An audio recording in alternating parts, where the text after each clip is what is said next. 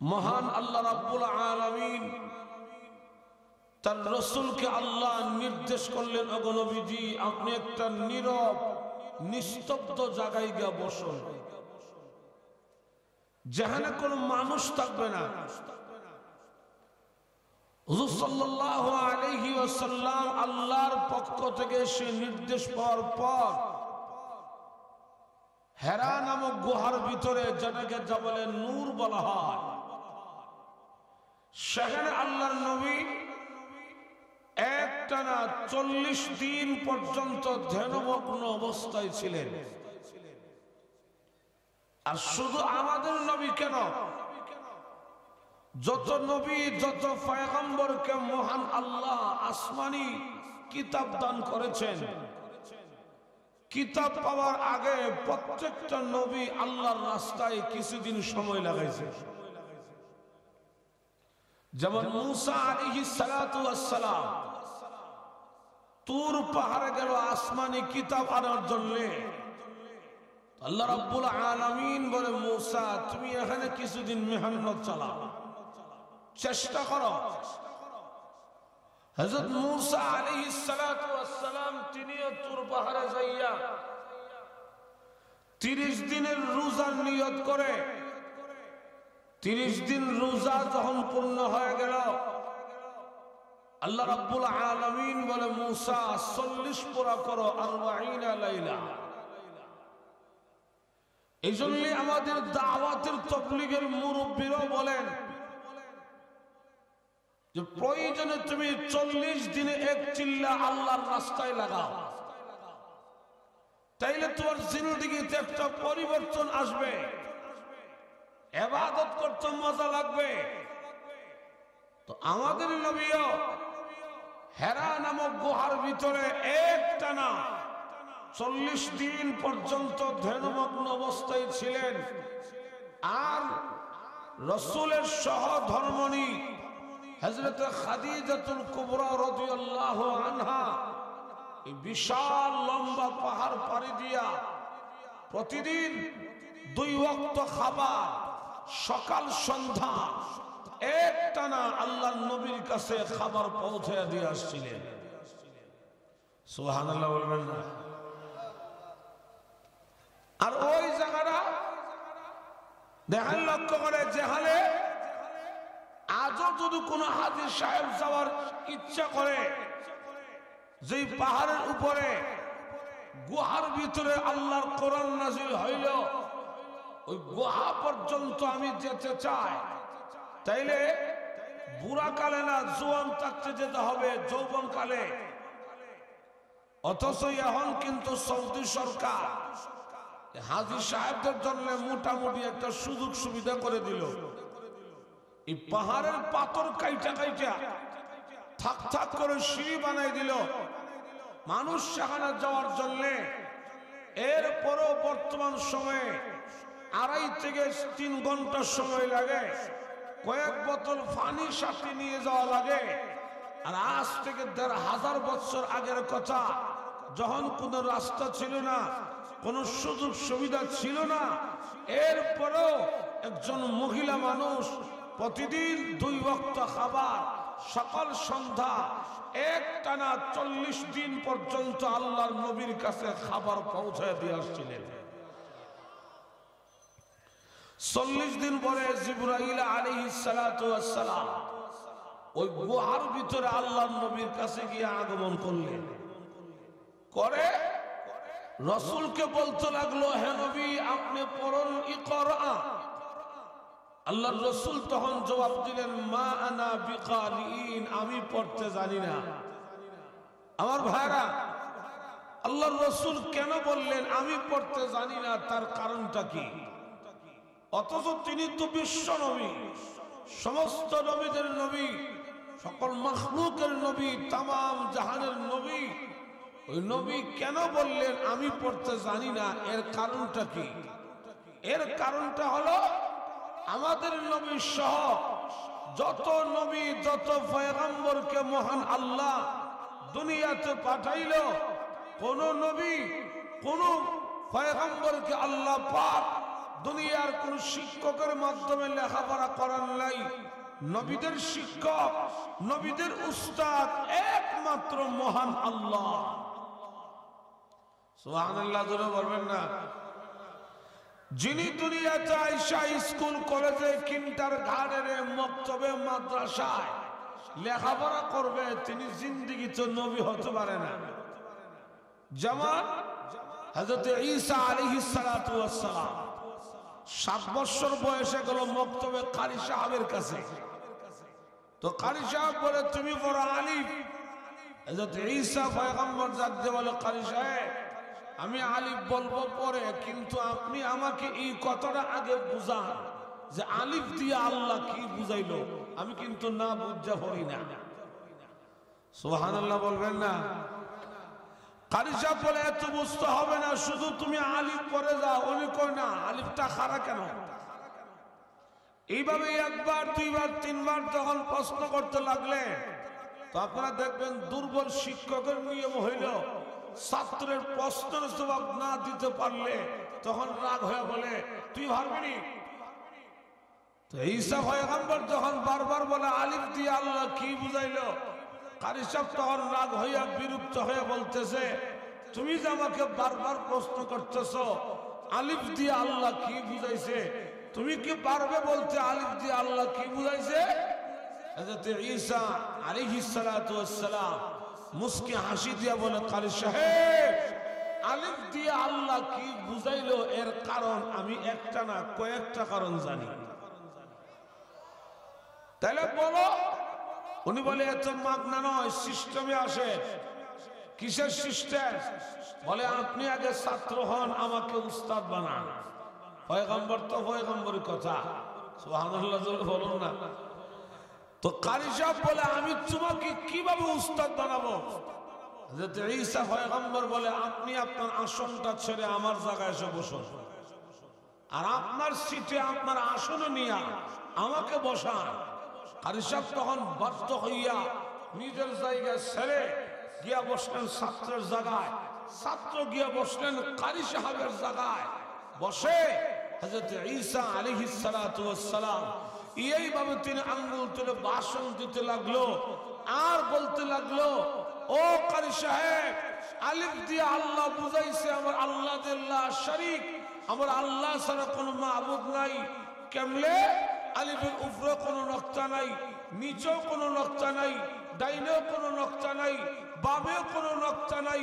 আল্লাহ পাক ডাইরেক্ট দুনিয়ার সকল মানুষকে বুঝা দিল, ও দুনিয়ার মানুষেরা, আলিফ বা তা সা পড়ার আগে তোমার কলবটা আগে পরিষ্কার করো, আমি আল্লাহ ছাড়া কোনো মাবুদ নাই। আর একটু জোরে বলুন না। কারি সাহেব তখন কয়, বাবারে তুমি শুধু আমার শিক্ষক না, গোটা জাতির শিক্ষক তুমি। তাইলে নবী যিনি হবে, তিনি দুনিয়ার কারো কাছে লেখাপড়া করতে পারবে না, করলে তিনি নবী হবে না। যেরকম ঠিক কিনা? আরো জোরে বলুন না। এই দৃষ্টিকোণ থেকে প্রমাণ হয়ে গেল, বিশ্ব ভণ্ড বেহায়া মূর্খ জাহেল মির্জা গোলাম আহমদ কাদিয়ানীর শেষ জিন্দেগিতে নবী হতে পারে না। আরো জোরে বলুন না। কেন? যে মানুষটা দুনিয়াতে 3 বার মেট্রিক পরীক্ষা দিয়া ফেল করিয়াছেন। কয়বার? যেই লোকে 3 বার মেট্রিক পরীক্ষা দিয়ে ফেল মারে, কিভাবে নবী হয়? নবী হওয়ার যোগ্যতাই যে 1 নম্বরে বাতিল। যেরকম ঠিক কিনা? আরো জোরে বলুন না। অথচ আহলে সুন্নাত ওয়াল জামাতের আকীদা বিশ্বাস হইল হুজুর সাল্লাল্লাহু আলাইহি ওয়াসাল্লাম সর্বশেষ নবী, আর কোন নবী দুনিয়াতে কিয়ামত পর্যন্ত আসবে না। যে বিশ্বাস না করবে তার মধ্যে ঈমানের লেশ মাত্র থাকবে না। আল্লাহ নিজে কোরআনে বলেন, মা কানা মুহাম্মাদুন আবা আহাদিন মির রিজালিকুম ওয়ালাকিন রাসূলুল্লাহ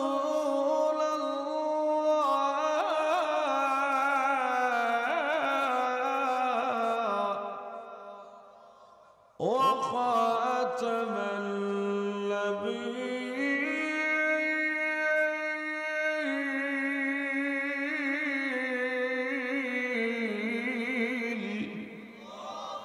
আল্লাহ রাব্বুল আলামিন বলেন ওয়ালাকিন রাসূলুল্লাহি ওয়া খাতামান নবিয়্যিন আল্লাহ বলে আমার নবী সর্বশেষ নবী আর কোন নবী দুনিয়াতে কিয়ামত পর্যন্ত আসবে না যারা বলেন ঠিক কিনা আর যারা বলেন না নবী হাদিসে বলেছেন আনা খাতামান নবিয়্যিন লা নবী আমার পরে আর কোন নবী দুনিয়াতে আসবে না তো আমার ভাইরা আসুন বলতেছিলাম নবী যিনি হবে তিনি দুনিয়ার কারো কাছে লেখাপড়া করতে পারবে না এজন্য হেরা নামক গুহার ভিতরে আমাদের নবী কয় মা আনা বিকারিন আমি পড়তে জানি না একবার দুইবার তিনবার বলার পরে জিবরাইল আলাইহিস সালাতু ওয়াস সালাম আল্লাহর রাসূলকে এইভাবে জড়ায়া ধরলেন ধইরা সিনার সাথে সিনা লাগায়া এমন জোরে একটা চাপ দিল আল্লাহর রাসূল বলেন জিবরাইলের চাপটা খেয়ে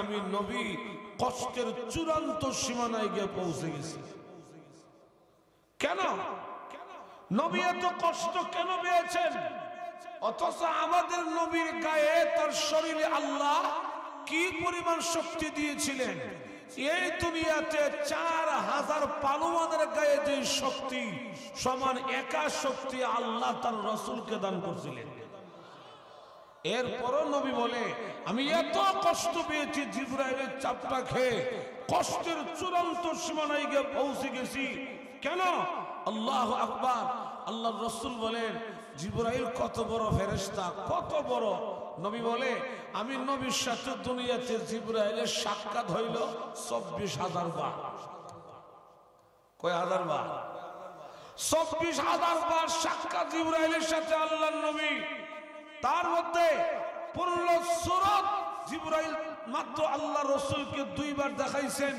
আল্লাহর রাসূল বলে আমি দেখি জিবরাইল কত বড় যার দুইটা ডানা দুইটা পাখা যদি এইভাবে প্রশস্ত করে ছেড়ে দেয় নবী বলে পৃথিবীর এক প্রান্ত থেকে আরেক প্রান্তে গিয়ে স্পর্শ করতে পারে ইয়া আল্লাহ ও আজকে গুরুস্থানে করতেছি না জিন্দা সামনে সুবহানাল্লাহ জোরে বলুন না আরে জোরে বলুন না সুবহানাল্লাহ এবং যার শক্তি সম্পর্কে আল্লাহ নিজে কোরআনে বলেন ইল্লাহু লাকাউলু রাসূলিন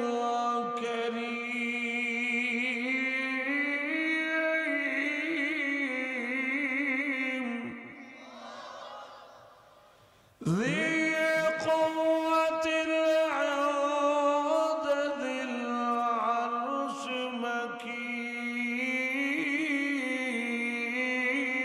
مكين ذي قوة عند ذي العرش مكين যিনি আরশ আজিমের মালিকের নিকট বড় কুওয়াতওয়ালা বড় শক্তিশালী তিনি কে হযরত জিবরাইলের কথা আল্লাহ এখানে বলতেছেন আমার ভাইরা এবার যখন লক্ষ্য করে জিবরাইল তখন মনে মনে কয় শুধু ইকরা বললি আল্লাহর রাসূলকে পড়ানো সম্ভব না পড়াটা কার নামের পড়া এই কথাটা রাসূলকে আগে বোঝাতে হবে জিবরাইল তখন বলতে লাগলেন ইকরা বিসমি রাব্বিকাল্লাযী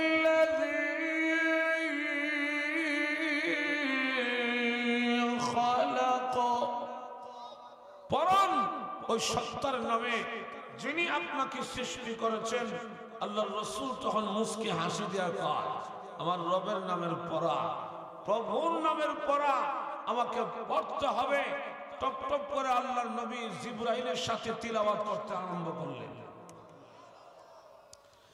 খালাকাল ইনসানা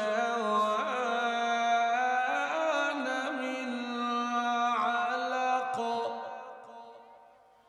ইকরা ওয়া রাব্বুকাল আকরাম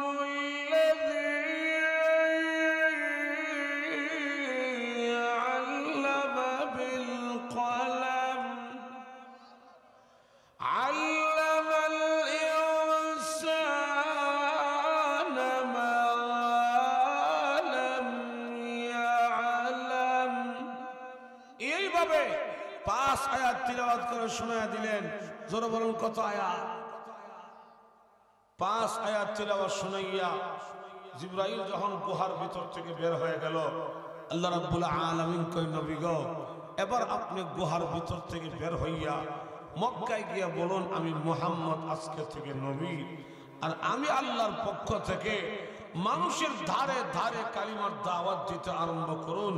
আমার ভাইরা, আল্লাহর রাসূল সাল্লাল্লাহু আলাইহি ওয়াসাল্লাম হেরা নামক গুহার ভিতর থেকে বের হইয়া মক্কার দিকে রওনা হয়ে গেলে দৌড়াইয়া ঘরে গিয়া বলে, ও খাদিজা জাম্মিলুনি, আমাকে কম্বল দিয়া জড়াইয়া ধরো।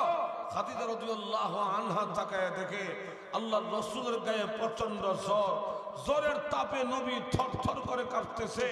খাদিজা রাদিয়াল্লাহু আনহার ভিতরে একটা ভয় ঢুকে গেল, না জানি আমার স্বামীকে কোন শত্রু হামলা করলো কিনা, কোন জিন ভূত আসর করলো কিনা। তিনি আল্লাহর রাসূলকে লইয়া রওনা করলেন চিকিৎসা করার জন্য। আহারে কার কাছে চিকিৎসা করবে? ওই যুগে ইহুদি বড় আলেম ছিল, তাওরাত কিতাবের ভাষ্যকার, যার নামটা ছিল Waraqa ibn Nawfal. Waraqa ibn নওফেলের সামনে গিয়া দাঁড়াইয়া তিনি হেরা নামক গুহার ভিতরে যা যা ঘটলো সব যখন বয়ান করে শোনায় দিলেন, ইহুদি আলেম সমস্ত কথাগুলি শুনে আল্লাহর রাসূলের সুন্দর চেহারার দিকে তাকায়া কিছুক্ষণ সময় মুসকে মুসকে হাসে, আবার কিছু সময় তার দুইটা চক্ষু বন্ধ করে সে কি যেন তালাশ করতেছে। ইহুদি আলেম তখন ডেকে ডেকে বলে, রে খাদিজা, আমি তোমার স্বামী মুহাম্মদের সুন্দর চেহারার দিকে তাকাইয়া আমি একবার তোমার স্বামীর সুন্দর চেহারার দিকে তাকাই, আবার চক্ষু বন্ধ করি, আমাদের তাওরাত কিতাবের দিকে নজর করি। কারণ আমাদের তাওরাত কিতাবে আখিরি নবী, বিশ্ব নবী রাহমাতুল লিল আলামিনের যে সূরাতগুলি আল্লাহ বয়ান করেছে, যে আলামতগুলি আল্লাহ বয়ান করেছে, ওই আলামত ওই সূরাতগুলি হুবহু তোমার স্বামী মুহাম্মদের চেহারার সঙ্গে সুন্দর মিল হয়ে গেছে। কারণ আমাদের নবীর নাম কি হবে, ওনার বাবার নাম কি হবে, দাদার নাম কি হবে, উনি কোন বংশে দুনিয়াতে আগমন করবেন, এই সবগুলি মহান আল্লাহ রব্বুল আলামিন সুন্দর করে আল্লাহ তাওরাত কিতাবের মধ্যে উল্লেখ করে দিয়েছে। সুবহানাল্লাহ, জোরে বলুন না। ইহুদি আলেম বলে, খাদিজা পরিষ্কার বক্তব্য শুনে যাও, তাওরাত কিতাব যদি সত্য হয়ে থাকে, তার ব্যাখ্যা যদি সত্য হয়ে থাকে, তাহলে শোনো, যিনি আসছিল গুহার ভিতরে এটা দুনিয়ার কোন মানুষ নয়, তার নাম জিবরাইল আলাইহিস সালাতু ওয়াস সালাম। যা তিলাওয়াত করা গেল তার নাম কালামুল্লাহ, এবং আজকে থেকে তোমার স্বামী হলো মুহাম্মদুর রাসূলুল্লাহ সাল্লাল্লাহু আলাইহি ওয়াসাল্লাম। ও খাদিজা, তবে একটা আগাম কথা, একটা অগ্রিম কথা আমি তোমাকে জানাই দেই, এই মক্কায় এমন একটা দিন আসবে, এই দেশের সকল মানুষ তোমার স্বামীর শত্রু হয়ে যাবে, আপন মানুষ তার দুশ্মন হয়ে যাবে, এমনকি এই দেশে তোমার স্বামীকে থাকতে দেওয়া হবে না। নাউজুবিল্লাহ, জোরে বলুন না। আল্লাহর রাসূল তখন মুস্কি হাসি দেয়া কয় যে আমাকে বের করে দিবে? হ্যাঁ, এই দেশে আপনি থাকতে পারবেন না। হুজুর সাল্লাল্লাহু আলাইহি ওয়াসাল্লাম বলে, খাদিজা তাই যদি হয় তাহলে শোনো, গুহার ভিতরে আল্লাহ বলছে আমি নাকি আজকে থেকে নবী কালিমার দাওয়াত দিতাম। ইহুদি আলেম কয় আমি নাকি আজকে থেকে নবী কালিমার দাওয়াত দিতাম, তাহলে আগে আমি আমার ঘর থেকে স্টার্ট করি, আগে তোমাকে দাওয়াত দিলাম। ও খাদিজা, তুমি আমার আগে আমার ধর্ম, আমার ইসলাম তুমি আগে গ্রহণ করো। আমার ভাইরা, আল্লাহর রাসূল যখন দাওয়াতটা দিল, সাথে সাথে খাদিজা রাদিয়াল্লাহু আনহা বিনা প্রশ্নে বিনা ইশকালে তিনি কালিমা পড়ে মুসলমান হয়ে গেলেন। আর জোরে বলুন না সুবহানাল্লাহ।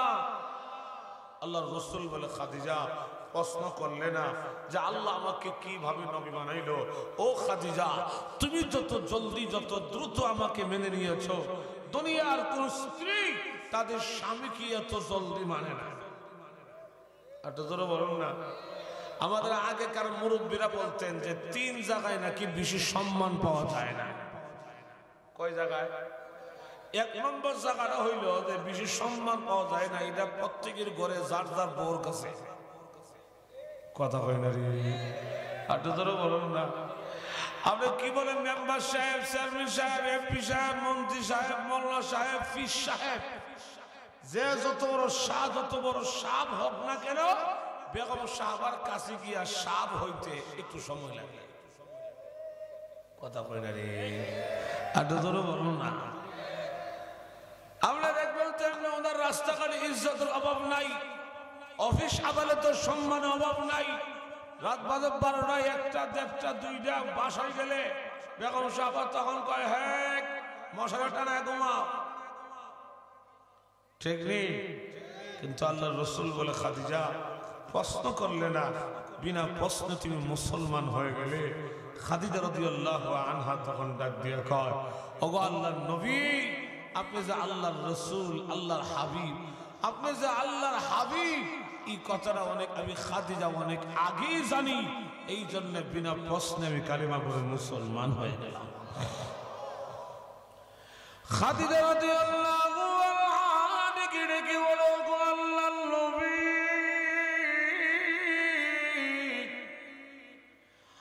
আপনি যে আল্লাহর পয়গম্বর, বিশ্ব নবী, রাহমাতুল লিল আলামিন, এই কথাটা কিন্তু আমি খাদিজা অনেক আগেই জানি।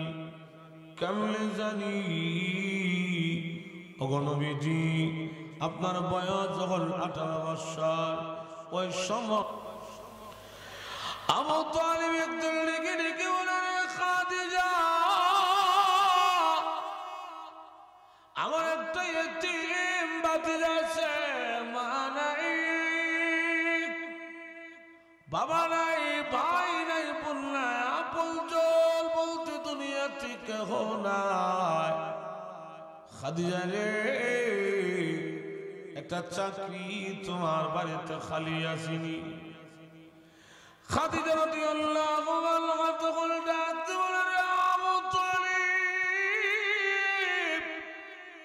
আগে বলো তোমার ভাতিজা মুহাম্মদ লেখাপড়া জানেনি? যদি লেখাপড়া জানে, ভালো একটা চাকরি দেওয়া হবে। আবু তালিব তখন ডাকতে বলে, খাদিজা রে, আমার ভাতিজা স্কুল করে ভার্সিটিতে জিন্দেগিতে লেখাপড়া করে নাই। সুবহানাল্লাহ, জোরে বলুন না। আমার ভাতিজা মুহাম্মদ দুনিয়ার কোন শিক্ষকের কাছে লেখাপড়া করে নাই। আমার ভাইরা, আমি কিন্তু আপনাদের আগে বলেছিলাম, আল্লাহ রাব্বুল আলামিন দুনিয়ার কোন নবী, কোন পয়গম্বরকে দুনিয়ার কোন শিক্ষকের মাধ্যমে লেখাপড়া করেন নাই। যদিও নবীরা দুনিয়াতে কারো কাছে লেখাপড়া করে নাই, কিন্তু দুনিয়ার ইলম, জ্ঞান, মেধা, বিজ্ঞান যেখানে তাদের ক্ষমতা শেষ, সেখান থেকে পয়গম্বরদের জ্ঞানের দরজা শুরু হয়। সুবহানাল্লাহ, জোরে বলুন না। খাদিজা রাদিয়াল্লাহু আনহা ডেকে ডেকে বলে, রে আবু তালিব, তোমার ভাতিজা লেখাপড়া জানে না, ভালো চাকরি কোথায় থেকে দেব? তবে তুমি আমার বিশ্বস্ত কর্মচারী, তোমার কথা কিন্তু প্রত্যাখ্যান করা যায় না। আবার তুমি আরবের কুরাইশের সর্দার আবু তালিব রে,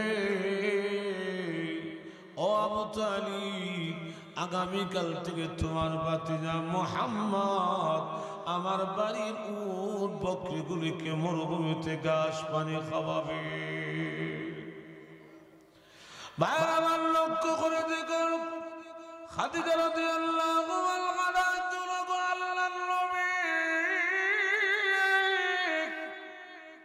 আমি একদিন তাকাইয়া দেখি আল্লাহ হাবিব রাহমাতুল লিল আলামিন আমার বাড়ির ওট বকরিগুলিকে মরুভূমিতে ছেড়ে দিয়া বিশ্ব নবী যখন মরুভূমিতে দাঁড়িয়ে আছে আমি তাকাইয়া দেখি রাহমাতুল লিল আলামিনের মাথার মধ্যে কোনো ছাতা নাই।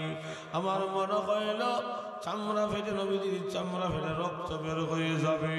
আমার ভাইরা আরব দেশে যেমন রৌদ্র তেমন কিন্তু রৌদ্রের তাপ আর গরম। আর একটু জোরে বলুন না। ওগো আল্লাহর নবী আমি তাকাইয়া দেখি বিশ্ব নবীর মাথার মধ্যে কোনো ছাতা নাই।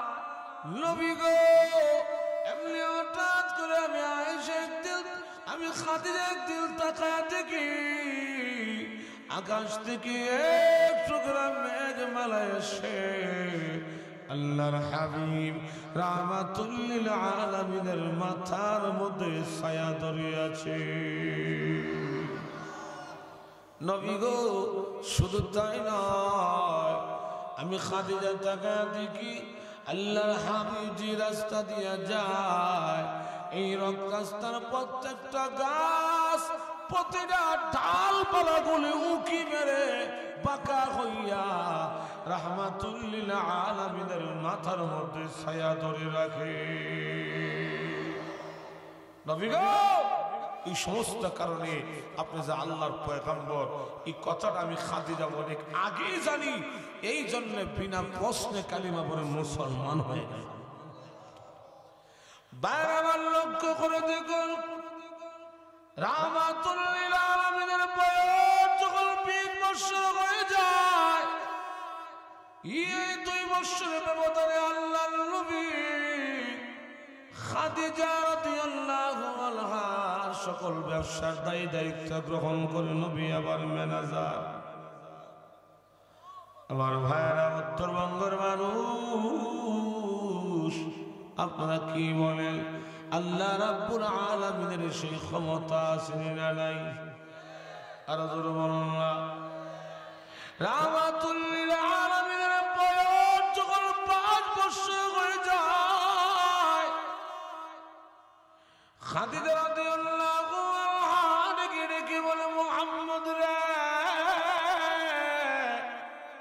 একটা কথা বলবো, যদি তুমি রাজি থাকো আলহামদুলিল্লাহ, রাজি না হইলে দুনিয়ার কোন মানুষ না জানে রে মুহাম্মদ শোনো আমি খাদিজাকে দুনিয়াতে 2 জন স্বামী গ্রহণ করেছিলাম, 2 জন স্বামী হারাইয়া ওয়াদা দিয়েছি আর জিন্দেগিতে কোনদিন দুনিয়াতে স্বামী গ্রহণ করব না। কেন গ্রহণ করব না? স্বামী ধরলে স্বামী দুনিয়া থেকে বিদায় হয়ে যায় আর স্বামী গ্রহণ করব না। কিন্তু আমার মন কেন যেন কান্দে, আমি তোমার বউ হইয়া তোমার খেদমত করে আমি খাদিজা দুনিয়ার জমিন থেকে বিদায় হতে চাই। সুবহানাল্লাহ। কি চমৎকার প্রস্তাব, কি চমৎকার প্রস্তাব। আল্লাহর রাসূল বলে খাদিজা সুন্দর কথা, তবে আমার একজন মুরব্বী আছে, আমার একজন অভিভাবক আছে, আমার চাচা দুনিয়াতে জীবিত আছে, পরামর্শ না করে কিছুই বলা যাবে না। দেখুন আমার ভাইরা, এখন আল্লাহর নবী উম্মতকে সবক শিক্ষা দিয়ে গেল, ও খাদিজা আমার মুরব্বী আছে, যারা কোন ঠিক কিনা আরো যারা বলেন। এই জন্য মুরব্বী মেনে চলা, মুরব্বীদের পরামর্শ নেওয়া, এটা হলো সুন্নাতুর রাসূল, যারা কোন ঠিক কিনা। আল্লাহু আকবার। আল্লাহর রাসূল বলে খাদিজা আমার তো মুরব্বী আছে, অথচ ওই যুগে খাদিজা রাদিয়াল্লাহু আনহা ছিলেন অলরাউন্ডার, যার কোনো সাইড দুর্বলতা নাই। একটা হলো তিনি বিরাট বড় ধনী, আরবের বড় শিল্পপতি, বড় সুন্দরী, বড়ই গুণবতী এবং মক্কার সম্ভ্রান্ত একটা ফ্যামিলির মহিলা।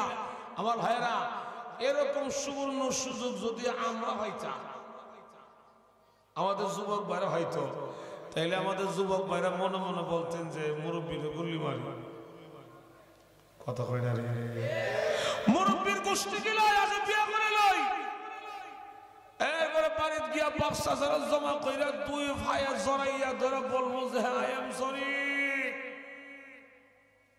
কথা কই না রে, আর একটু ধরে বলুন না।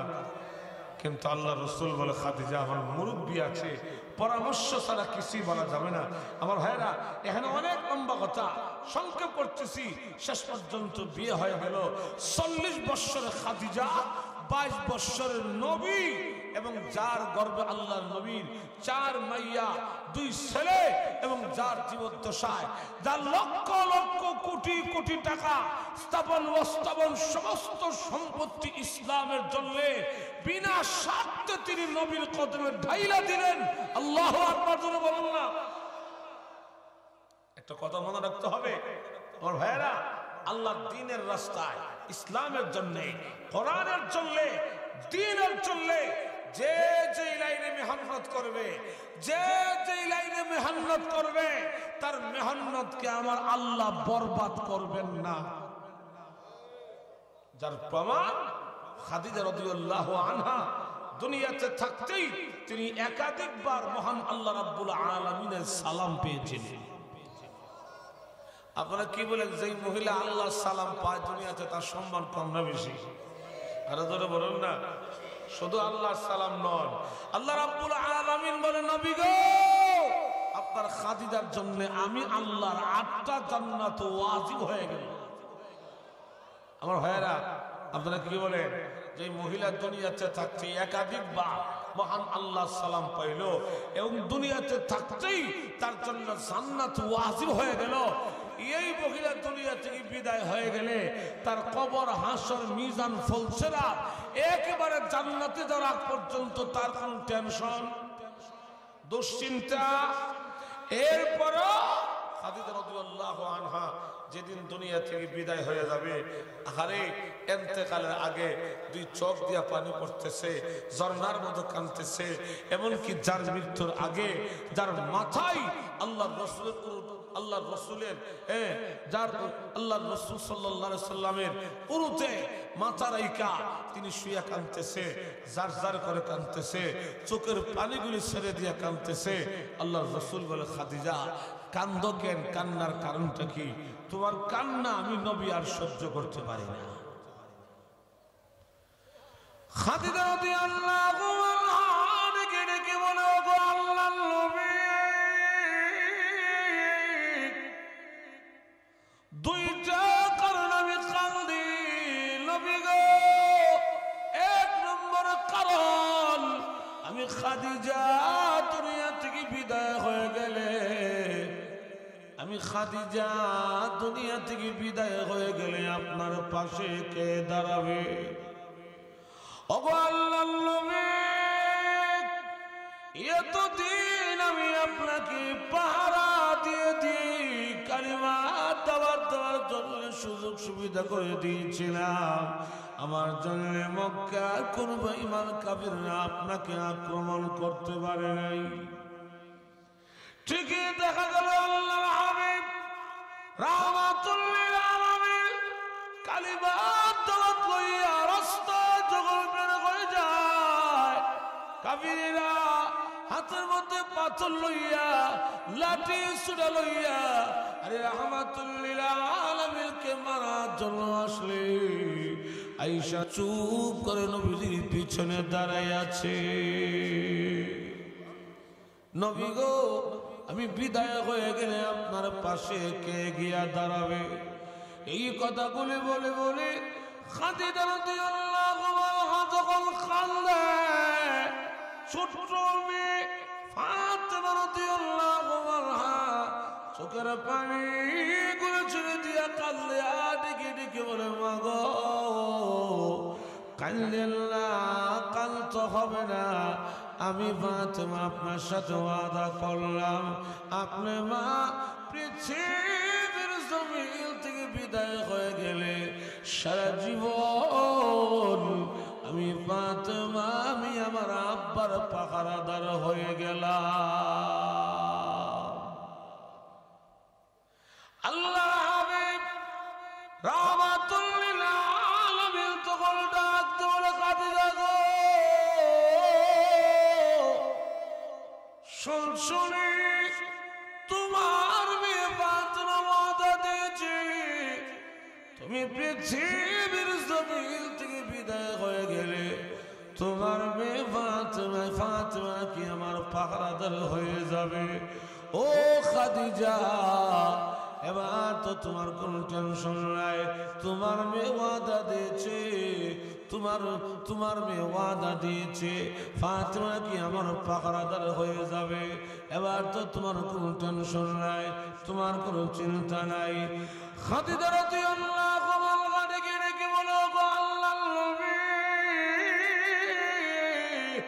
দুই নম্বরে কোন কালে নবী গো খবর আমি খাদিজা কি নিয়ে যাব। ওগো নবীজি খবর কোন সামাল যে আমি খাদিজা তৈরি করতে পারলাম না। ওগো আল্লাহর নবী আমার ভয় লাগে, আমি খাদিজা খবর কি নিয়ে যাব। নবী গো আমি নি খবরে মুসিবতের সম্মুখীন হয়ে যায়। ও নবী আমার ভয় লাগে, আমি নি খবরে মুসিবতের সম্মুখীন হয়ে যায়। ও আল্লাহর নবী আজকে পৃথিবীর জমিন থেকে বিদায় হয়ে যাব। নবী গো ইন্তেকালের আগে দুইটা দরখাস্ত করব, মঞ্জুর করবেন নি? ওগো আল্লাহর নবী আমি আপনার বউ হইয়া আপনার ঘরে এসে 4 কন্যা সন্তানের মা হয়েছি, 2 ছেলে সন্তানের মা হয়েছি, 25 বছর সংসার করেছি। নবী গো জিন্দেগিতে কোনদিন কোন দরখাস্ত কোন আবদার আমি আপনার কাছে করি নাই। ওগো আল্লাহর নবী আজকে বিদায় হয়ে যাব, 2টা দরখাস্ত করব, মঞ্জুর করবেন। 1 নম্বর দরখাস্ত ওগো আল্লাহর নবী আমি খাদিজা দুনিয়া থেকে বিদায় হয়ে গেলে আপনারা ব্যবহারে একটা জামা আমাকে দান করবেন। ওগো নবীজি আমার বিশ্বাস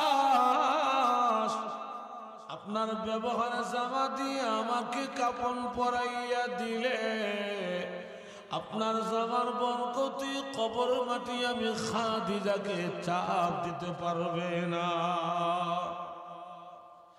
2 নম্বর দরখাস্ত হলো গো আল্লাহর নবী আমি খাদিজা দুনিয়ার জমিন থেকে বিদায় হয়ে গেলে আমাকে গোসল দেওয়াইয়া কাফন পরাইয়া আমার লাশ কাঁধে লইয়া জান্নাতুল মুআল্লায় দাফন করে সকল মানুষ যখন বাড়ির দিকে রওনা হয়ে যাবে, সকল সাহাবীরা যখন বাড়ির দিকে রওনা হয়ে যাবে, ওগো নবীজি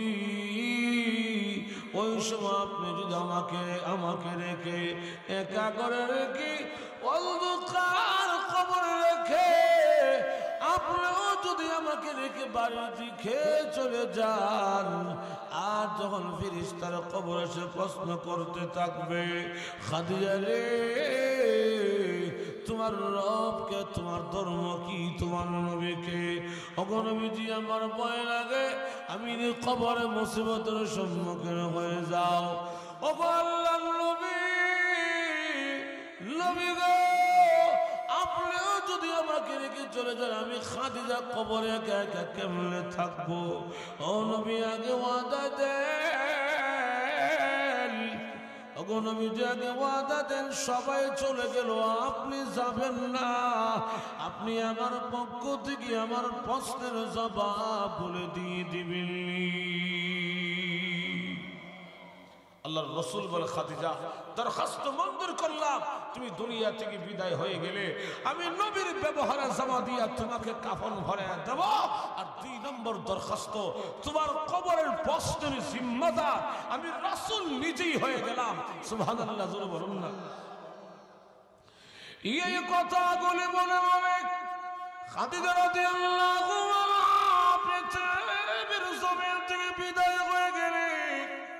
আল্লাহর নবী বিশ্ব নবী রাহমাতুল লিল আলামিন নবীজি নীরবে বসে চোখের পানিগুলো ছেড়ে দিয়ে কান্না ডেকে ডেকে বলে, আল্লাহ আমার খাদিজা আজকে দুনিয়া থেকে বিদায় হয়ে গেল। আল্লাহ আমার খাদিজা আজকে দুনিয়া থেকে বিদায় হয়ে গেল। এই জন্য এলাকার মা বোনদেরকে বলবো, মা গো, বিবি হইলে তুমি এমন বিবি হও, তুমি দুনিয়া থেকে বিদায় হয়ে গেলে তোমার স্বামী তোমার জন্য আল্লাহ দরবারে দোয়া করবে। আপনাদেরকে বলে যায়, স্বামী হইলে তুমি এমন স্বামী হও, তুমি পৃথিবীর জমিন থেকে বিদায় হয়ে গেলে তোমার বিবি তোমার জন্য আল্লাহ দরবারে দোয়া করবে। যখন ঠিক রেখে না, কিন্তু মাঝে মধ্যে এমন খবর আমাদের কানে আসে, অনেক এলাকায় জামাই বললে বউকে আল্লাহ একটা গজব যে আমার কল্যাণ থেকে দূরে সরছে। বউ বললে জামাইকে আল্লাহ আমি একটা বিপদ মুক্ত হয়েছি। কিন্তু আল্লাহ নবী খাদিজা রাদিয়াল্লাহু আনহার জন্য নবীজি চোখের পানিগুলো ছেড়ে দিয়ে কাঁদলে, আল্লাহ আমি আবার অসহায় হয়ে গেলাম, আমার খাদিজা আমাকে ছেড়ে সেও দুনিয়া থেকে বিদায় হয়ে গেল। এবার গোসল দোয়াইয়া রাহমাতুল লিল আলামিনের ব্যবহার দিয়া খাদিজার লাশ কাপন পরাইয়া লাশ কাঁধে লইয়া জান্নাতুল মুআল্লায় দাফন করে সকল মানুষ যখন বাড়ির দিকে রওনা হয়ে গেল, সকল সাহাবীরা যখন বাড়ির দিকে রওনা হয়ে গেল, সকল সাহাবীরা যখন বাড়ির দিকে রওনা হয়ে গেল, কিন্তু আল্লাহর হাবিব রাহমাতুল লিল আলামিন খাদিজা রাদিয়াল্লাহু আনহার কবরের সামনে গিয়া দাঁড়াইয়া আল্লাহর নবী চোখের পানিগুলো যখন ছেড়ে দিয়া কান্না শুরু করে দেয়, আল্লাহ রাব্বুল আলামিন তখন ডাক দেয়, জিবরাইল রে, আমার বন্ধুর কাছে গিয়ে আমি আল্লাহর সালাম জানাইয়া দাও, আর কালতে হবে না, চোখের পানিগুলো মুছে ফেলার জন্য আমার নবীর জানাইয়া দাও, আর বলে দাও খাদিজার কবরের প্রশ্নের জবাব দেওয়ার জন্য আমার নবী খাদিজার কবরের সামনে গিয়া দাঁড়াইয়া কান্নাকাটি করা কোনো দরকার নাই। আমি আল্লাহ আমার নবীর সাথে ওয়াদা করলাম, খাদিজার প্রশ্নের জিম্মাদার আমি আল্লাহ নিজে হয়ে গেলাম। এই ছিল খাদিজা রাদিয়াল্লাহু আনহা, যার একটা বৈশিষ্ট্য ছিল, যার জীবদ্দশায় হুজুর সাল্লাল্লাহু আলাইহি ওয়াসাল্লাম দ্বিতীয় আরেকটা বিয়ে করবে দূর কথা, যে আমি আরেকটা বিয়ে করতাম, করবে দূর কথা, নবী কল্পনাও করে নাই। সুবহানাল্লাহ, জোরে বলুন না। কেন করে নাই? তিনি একাই ছিল রাসূলের জন্য যথেষ্ট। আল্লাহ হুজুর সাল্লাল্লাহু আলাইহি ওয়াসাল্লাম সারা দিন কালিমার দাওয়াত দিয়া গভীর রাত পর্যন্ত, সন্ধ্যা পর্যন্ত মক্কার গলিতে গলিতে, হাটে ঘাটে, গ্রাম এলাকায় কালিমার দাওয়াত দিয়া নবী দুর্বল হয়ে গেছে, পেরেশান হয়ে গেল।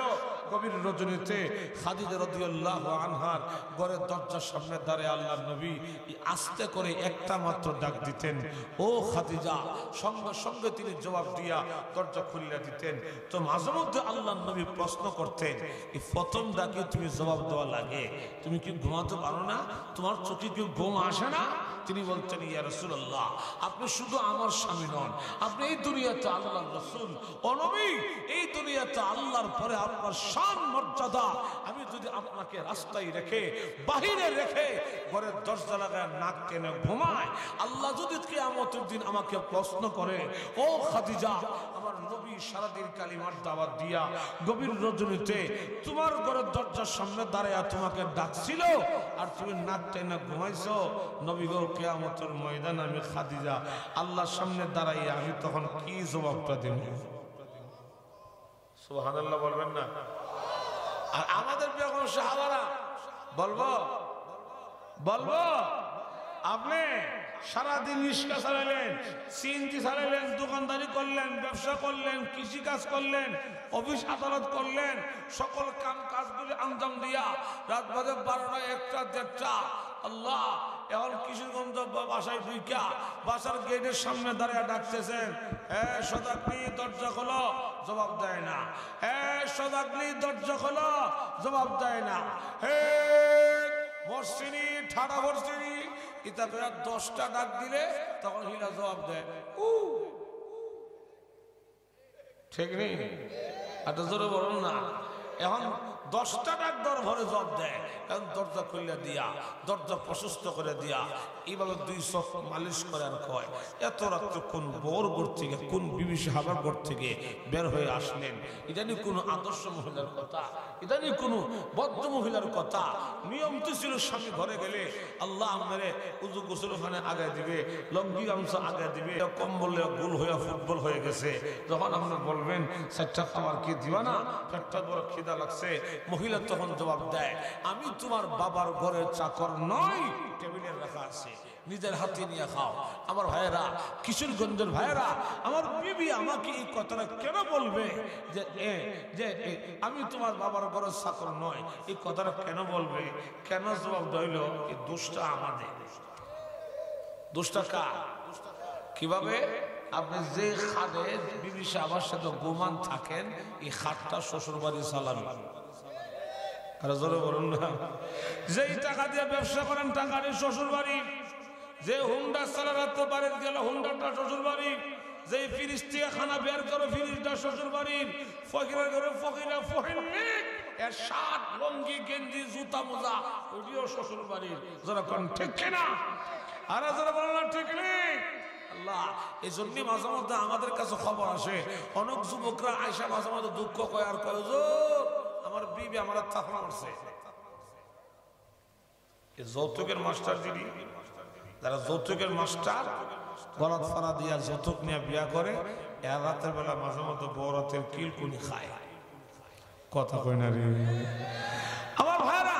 যাই হোক, আমি আমার মূল আলোচনা যাই।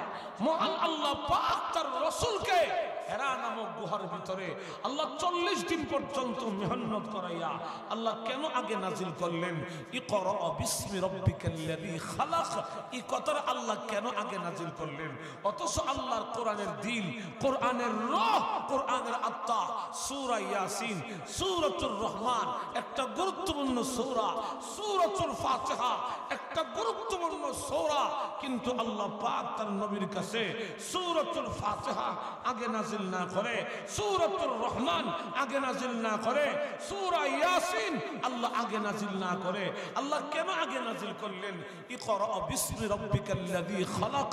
এর মানে হলো, এর শিক্ষা হলো, আল্লাহ রাব্বুল আলামিন বলে, ও দুনিয়ার মানুষেরা, হেরার গুহার শিক্ষা, ইসলাম শিক্ষা, হেরার গুহার শিক্ষা, ধর্মীয় শিক্ষা, হেরার গুহার শিক্ষা, কোরআন শিক্ষা তোমরা দুনিয়াতে আগে শিখো। যারা কোন ঠিক কিনা? আর যারা কোন ঠিক নেই? তো নবী হাদিসে বলে গেছেন, তোমার বাচ্চা যখন কথাবার্তা বলে, তোমার বাচ্চার জবান যখন জবানে কথাবার্তা শুরু হয়ে গেলে, নবী বলে তুমি আগে তার দ্বীন শিখাও, আগে কালিমা শিখাও, আগে ইসলাম শিখাও, আগে কোরআন শিখাও। কিন্তু আমরা তা না করে আমরা করি কি, যখন আমার বাচ্চা কথাবার্তা বলা শুরু করে, এটা তোমার আন্টি, এটা তোমার আঙ্কেল, এটা তোমার ফাদার, এটা তোমার মাদার, এটা সিস্টার, এমন কথাবার্তা বলা শুরু করলে তখন আমরা লাইব্রেরি থেকে একটা কবিতার বই কিনি। এই বইয়ের মধ্যে কবিতা লেখা আছে, হাটিমা টিম টিম তারা মাটি পারে ডিম, তাদের খারা দুটা শিং আছে তো? হ্যাঁ, আচ্ছা আপনাদের কিশোরগঞ্জ উত্তরবঙ্গ এলাকা গরু ছাগল আছে তো? শিং আসেনি? মাটি ডিম পারেনি? গরু ছাগল ডিম পারে? আপনি ছেলেদের বললো কবিতা, তাদের খারা দুইটা শিং, মাঠে হারে ডিম। এমন আশ্চর্য ভরা যদি আপনার ছেলে আপনাকে প্রশ্ন করে বসে, ও আব্বা আমাদের গোয়ালঘরে এতগুলো গরু আছে, এতগুলো বকরি আছে, সব শিং আছে, একটু ওদের ডিম পারতে দেখলাম না। আমার বইও তো কবিতা লেখা আছে, তাদের খারা দুইটা শিং, মাঠে হারে ডিম।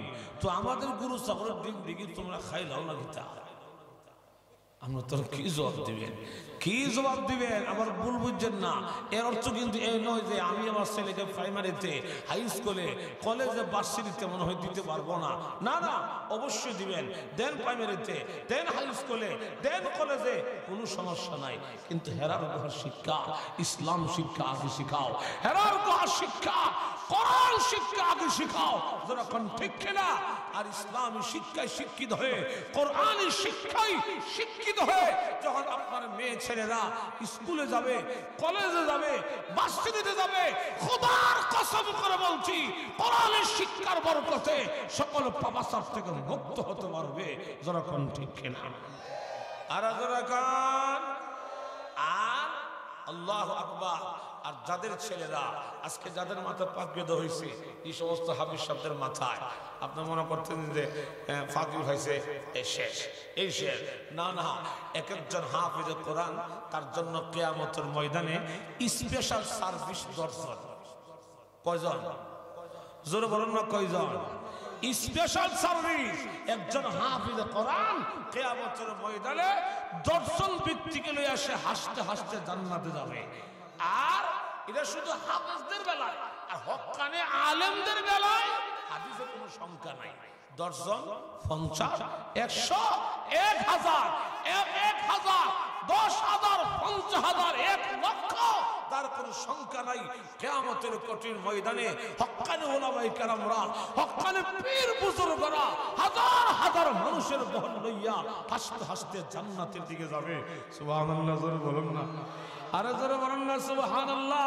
দেখা যাবে কিয়ামতের কঠিন ময়দানে জান্নাতের টিকিট লইয়া এক লাইনে দাঁড়িয়ে থাকবে হাফিজ হুজুর রহমাতুল্লাহি আলাইহি, আরেক লাইনে দাঁড়িয়ে থাকবে ফিদ্দি হুজুর রহমাতুল্লাহি আলাইহি, আরেক লাইনে দাঁড়িয়ে থাকবে মুফতি আমিনী, আরেক লাইনে দাঁড়িয়ে থাকবে শাইখুল হাদিস রহমাতুল্লাহি আলাইহি, আরেক লাইনে দাঁড়িয়ে থাকবে ফকিহুল মিল্লাত রহমাতুল্লাহি আলাইহি, আরেক লাইনে দাঁড়িয়ে থাকবে আল্লামা শাহ আহমদ শফি, আরেক লাইনে দাঁড়িয়ে থাকবে সুনাইদ বাবুনগরীর মতো বুজুর্গরা জান্নাতের টিকিট লইয়া জান্নাতের লাইনে দাঁড়িয়ে থাকবে। আর হতভাগারা জাহান্নামীরা জাহান্নামের টিকিট লইয়া মানুষের ধারে ধারে দুয়ারে দুয়ারে ধরবে, কোনো কাজ আসবে না। এমনি হক্কানে আলেমদের লাইনে নজর পড়বে। আমার পীর সাহেব, আমার মুরব্বী, আমার বুজুর্গ, আমার এলাকার আলেম, আমার এলাকার হুজুর, আমার মাসায় মুতাবি সাহেব, আমার ইমাম সাহেব, আমার খতিব সাহেব আমাকে রেখে জান্নাতে চলে যাচ্ছে। আল্লাহ তখন গিয়া বলবে, ও ইমাম সাহেব, ও খতিব সাহেব, ও পীর সাহেব, দুনিয়াতে আমরা আপনাকে মোহাম্মত করতাম, এখন আপনার জান্নাতের টিকিট পাইয়া একা জান্নাতে চলে যাচ্ছেন, আমরা জাহান্নামের টিকিট পাইছি, একটু আল্লাহর কাছে বলুন না। তখন বলবে, তোমরা আমার পিছনে দাঁড়িয়ে থাকো, কোনো কথাবার্তা বলবা না। সুবহানাল্লাহ, জোরে বলুন না। এই কথা আল্লাহ কোরআনে বলেন, ফাদখুলি ফি ইবাদি ওয়াদখুলি জান্নাতি।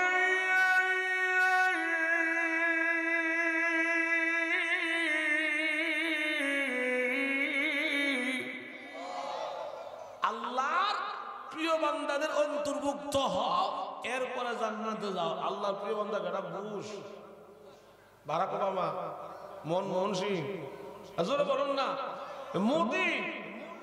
হায় হায়, আল্লাহ বলে আমার প্রিয় বান্দাদের অন্তর্ভুক্ত হও, এরপরে জান্নাতে যাও। জোরে বলুন ঠিক কিনা? এজন্য আসুন কিয়ামতের কঠিন ময়দানে হক্কানি উলামায়ে কেরামরা হাজার হাজার মানুষের বহন লইয়া হাসতে হাসতে জান্নাতের দিকে যাবে। আর যাদের মাথায় আজকে পাক বেঁধে হয়েছে, আমরা তো আলহামদুলিল্লাহ অহংকার করে বলি, আমরা চ্যালেঞ্জ করছি, আগেও চ্যালেঞ্জ করলাম, আজকেও চ্যালেঞ্জ করছি, আজকেও চ্যালেঞ্জ ছেড়ে দিলাম। আমাদের বাংলাদেশের মানচিত্রে, পৃথিবীর মানচিত্রে আমাদের বাংলাদেশের এই কওমি ছোট্ট সন্তানেরা, ছোট্ট ছোট্ট কচি কচি আমাদের ছেলেরা বিশ্ব কোরআন প্রতিযোগিতায় বাংলাদেশকে বিশ্ব চ্যাম্পিয়ন করেছে। যেরকম ঠিক না, বাংলাদেশকে বিশ্ব চ্যাম্পিয়ন করেছে এই সমস্ত ছোট্ট ছোট্ট ছেলেরা। সুতরাং ধর্মীয় শিক্ষা, ইসলামী শিক্ষা, যার কোনো বিকল্প নাই, যার কোনো বিকল্প নাই। আমরা চেষ্টা করব, আপনি নিয়ত করেন, আমি একজন হাফেজের বাবা হব, আমি একজন আলেমের বাবা হব। ভাই, আমার ভাই মাওলানা জুবাইর সাহেব দামাত বারাকাতুহু এই প্রতিষ্ঠান করেছেন। আপনারা ছাত্র দিয়া, বুদ্ধি দিয়া, জানে মালে সর্বাত্মক সহযোগিতা